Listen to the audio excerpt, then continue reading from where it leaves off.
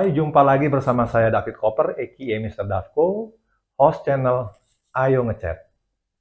Kita masuki bahasan kedua dari mengecat dengan cepat, murah, dan bagus ya. Bahasan kedua setelah bahasan pertama adalah mungkinkah. Bahasan kedua, pilih prioritas yang tepat. Dari tiga, bagus, cepat, murah, prioritas mana yang kita utamakan? Ini sangat menentukan ya. Oke, dapat dipastikan secara default, secara alamiah, kita akan memilih sesuatu barang atau hasil pekerjaan yang berkualitas atau bermutu atau bagus terlebih dahulu. Kalau suruh milih, pasti milih yang bermutu. Ingin mendapatkan barangnya secara lebih cepat lagi, tahu bagus, ingin dapat secepat mungkin. Seperti kita kalau pesan barang, ingin pengirimannya yang lebih cepat. Cepat terima barang tersebut. Atau pekerjaan ingin cepat selesai. Dan sambil mencoba menukarnya dengan harga yang tentunya seekonomis mungkin ya. Bayarnya sedikit mungkin maksudnya. Sudah bagus, murah, cepat, bayarnya sedikit mungkin. Jadi Anda perlu memilih para owners. Ya, mana dahulu yang diprioritaskan dari ketiga tadi. Bagus, cepat, murah. Karena kita pilih yang bagus nih ya. Sebaiknya kita fokus pada apa? Ini tepat pilihannya. Kita fokus pada apa?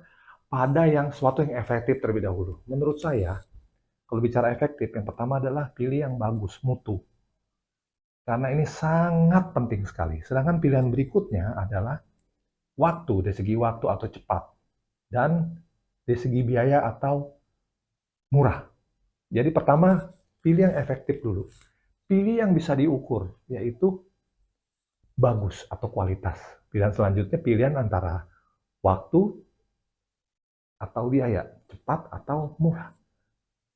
Pilihan cepat dan murah ini berhubungan dengan efisiensi. Kalau tadi bagus dengan efektivitas, ini dengan efisiensi.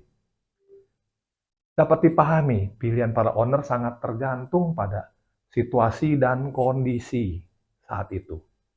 Dalam pekerjaan pengecatan memerlukan produk pastinya, cat, peralatannya, dan sumber daya manusia. Tukang ya, yang melakukan pengecatan. Ada cat yang dipakai, ada alat-alat aplikasinya, dan tenaga kerjanya. Cara ideal, maka pilihannya adalah mendapatkan tukang cat yang kompeten, istilahnya kami adalah juru cat atau juru pengecatan, memilih cat yang berkualitas, dan peralatan pengecatan yang bermutu. Jadi tiga itu dipilih ya.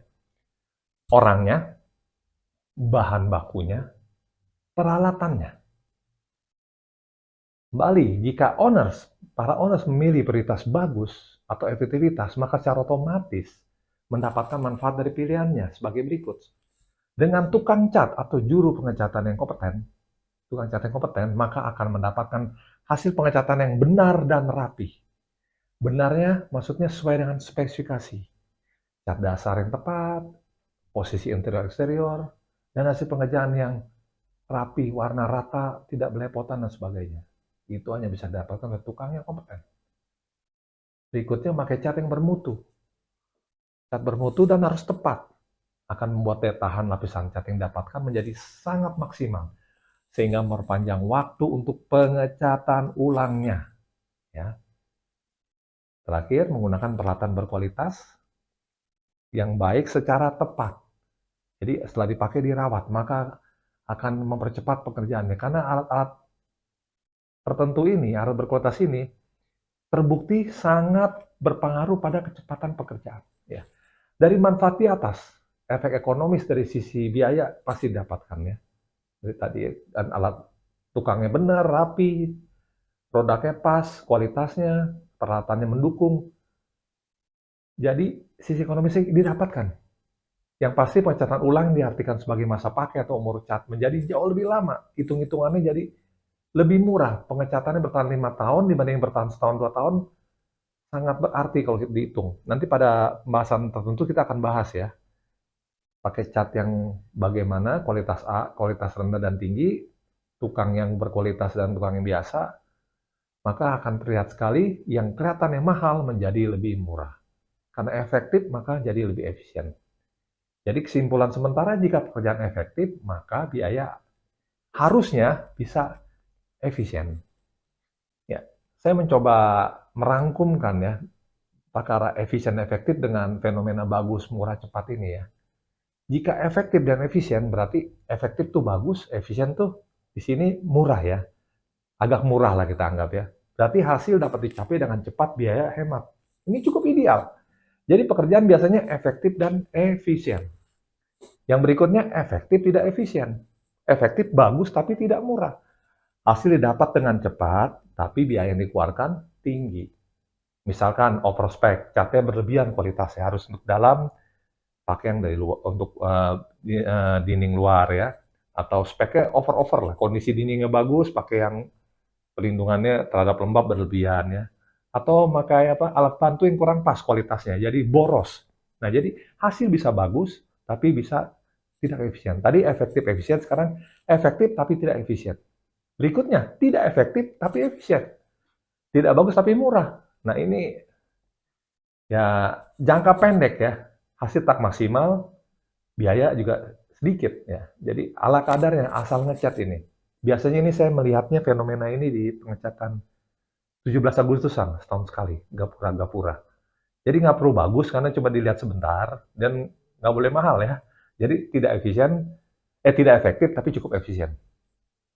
Berikutnya tidak efektif dan tidak efisien, ini yang celaka. Tidak bagus dan tidak murah. Hasil tidak maksimal bukan besar ya, biaya yang dikeluarkan juga mahal. Mungkin ini pakai tukang yang salah, pengecatan ulang-ulang, catnya juga salah dan sebagainya. Jadi ada tadi pertama efektif tidak efisien. Jadi efektif pertama, dua pertama efektif, efisien dan tidak. Yang kedua tidak efektif efisien. Yang paling parah tidak efektif dan tidak efisien. Kecepatan nggak para owner dan painter? Bagaimana? Sudah semakin paham ya?